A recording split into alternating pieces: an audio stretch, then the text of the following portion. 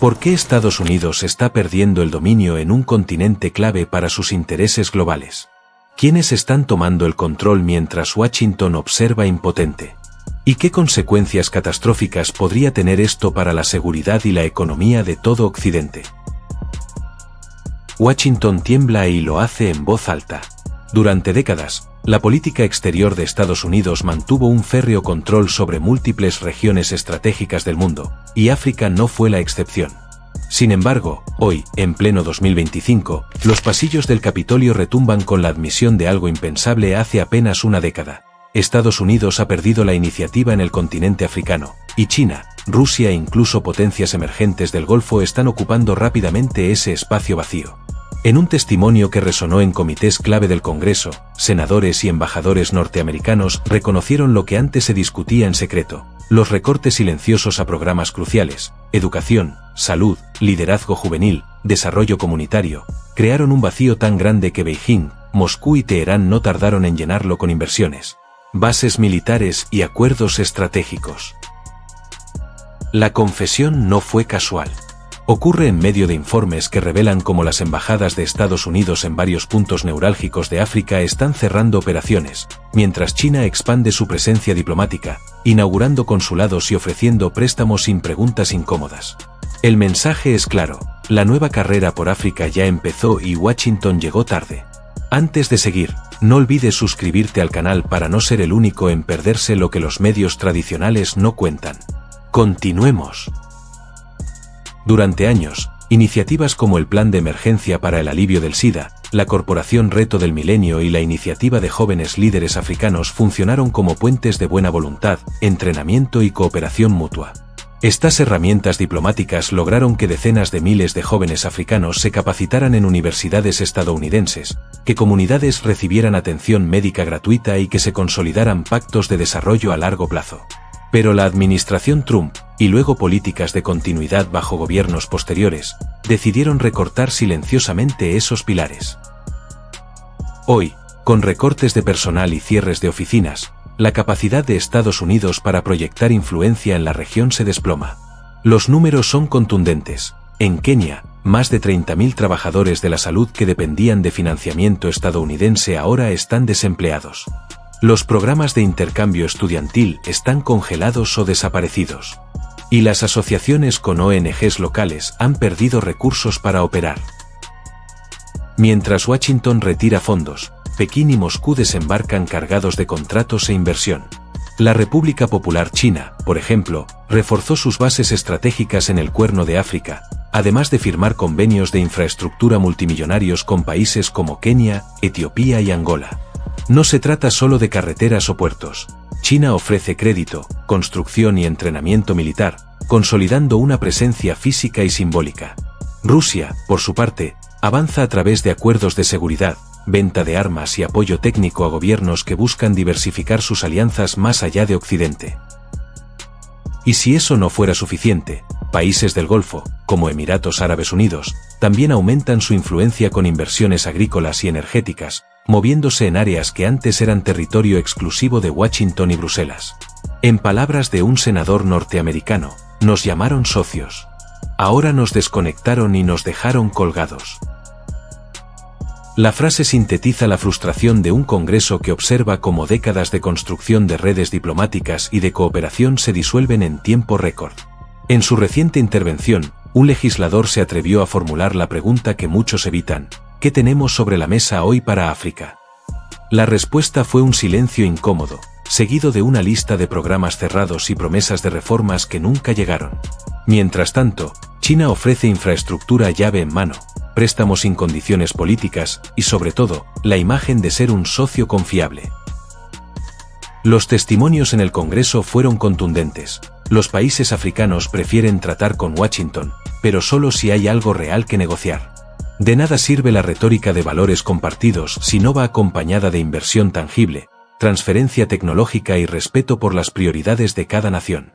El caso de Sudáfrica expone la contradicción. Estados Unidos calificó a Pretoria como genocida en sus políticas agrícolas, mientras al mismo tiempo aceptaba refugiados sudafricanos pero cerraba la puerta a otros solicitantes de asilo africanos.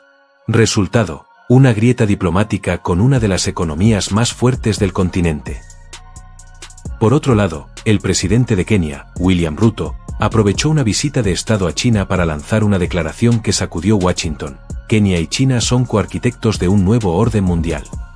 La afirmación, cargada de simbolismo, retrata un cambio profundo. Los países africanos ya no se alinean automáticamente con Estados Unidos por inercia. Ahora evalúan quién pone más y quién cumple.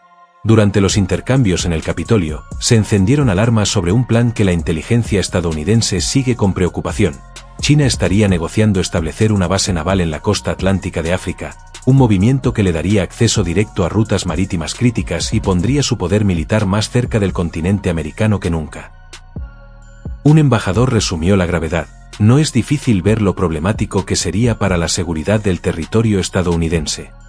Esa frase, repetida en varios foros de seguridad nacional, revela que la carrera geopolítica por África no es solo económica o diplomática, también es militar.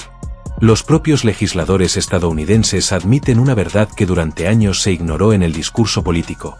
África no es una región periférica. Con su población joven y vastos recursos naturales, se proyecta como el motor demográfico y económico del siglo XXI. Ignorar este potencial, como han hecho sucesivas administraciones, significa dejar el camino libre a competidores que no se guían por los mismos intereses democráticos. De hecho, proyecciones demográficas apuntan a que, para 2050, 1 de cada 3 personas en edad laboral en el planeta vivirá en África. Esa fuerza laboral, si se capacita, se emplea y se conecta con mercados globales, podría detonar un auge de consumo y producción sin precedentes. En medio del caos, aún hay quienes creen que no todo está perdido. Legisladores de ambos partidos proponen revivir la diplomacia mediante compromisos reales, abrir más embajadas, fortalecer intercambios académicos, renovar convenios de salud y garantizar créditos flexibles para infraestructura y tecnología. Pero para lograrlo, Estados Unidos deberá reconocer que África no es un escenario secundario ni un terreno para discursos vacíos.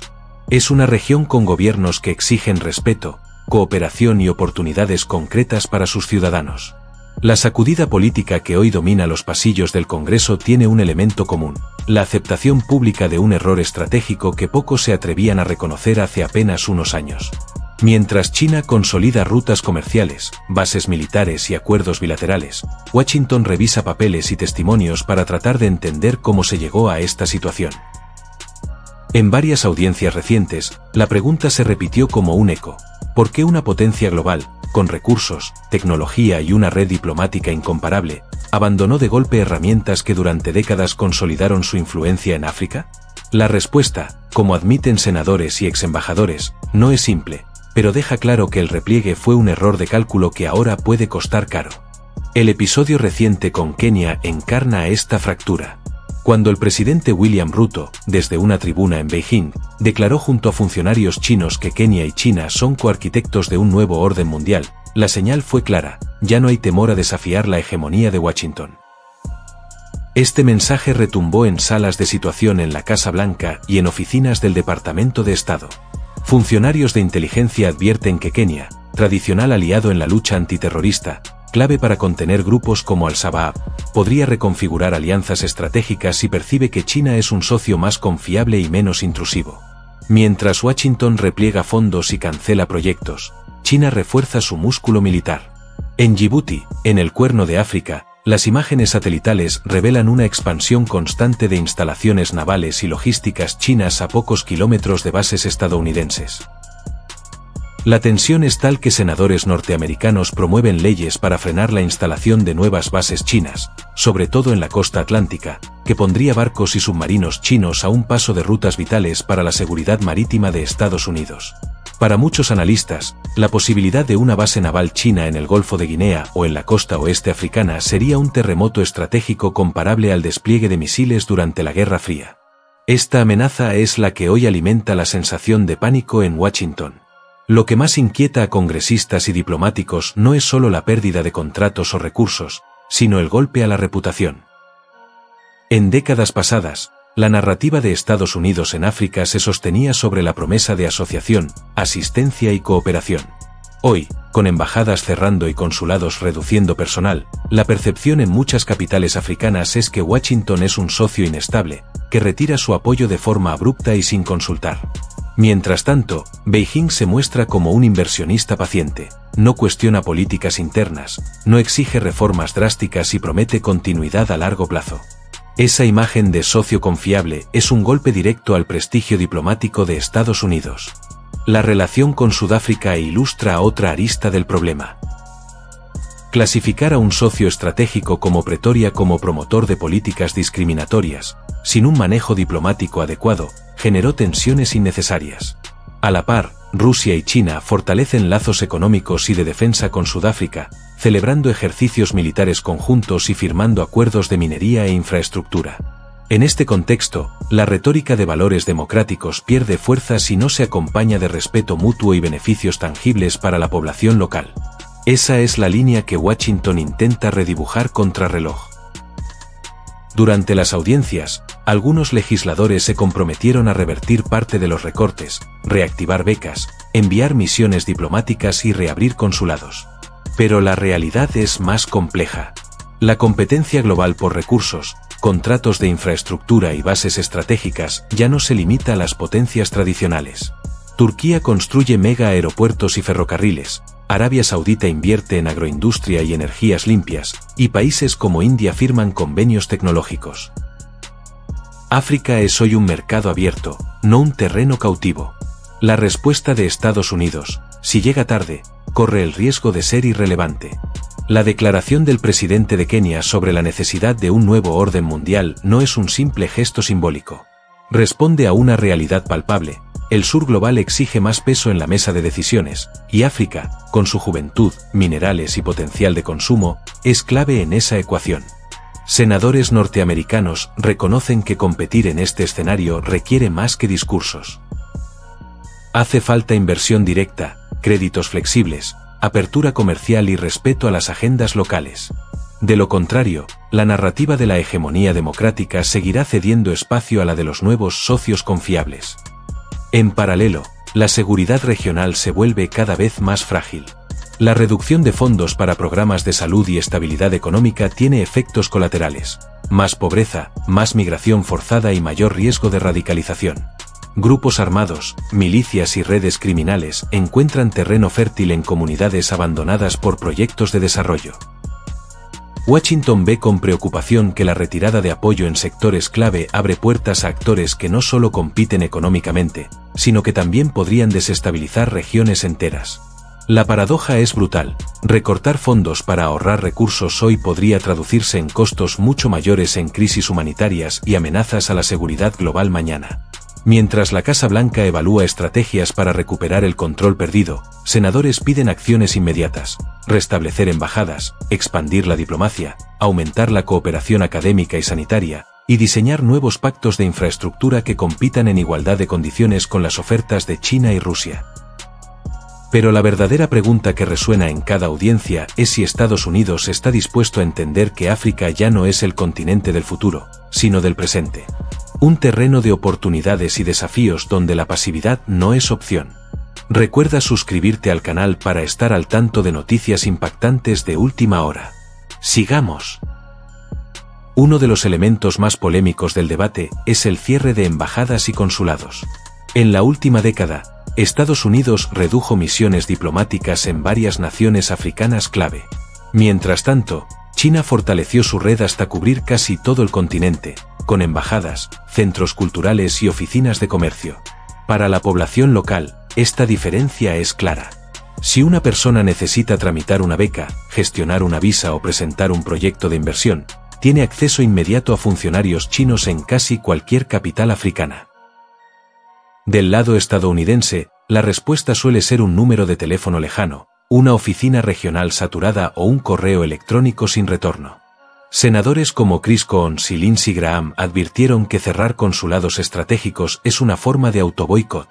Estamos cediendo presencia física, influencia y voz donde más se necesita, expresó un diplomático ante la Comisión de Relaciones Exteriores. Otro ángulo que desvela a los expertos es el impacto de la desinformación.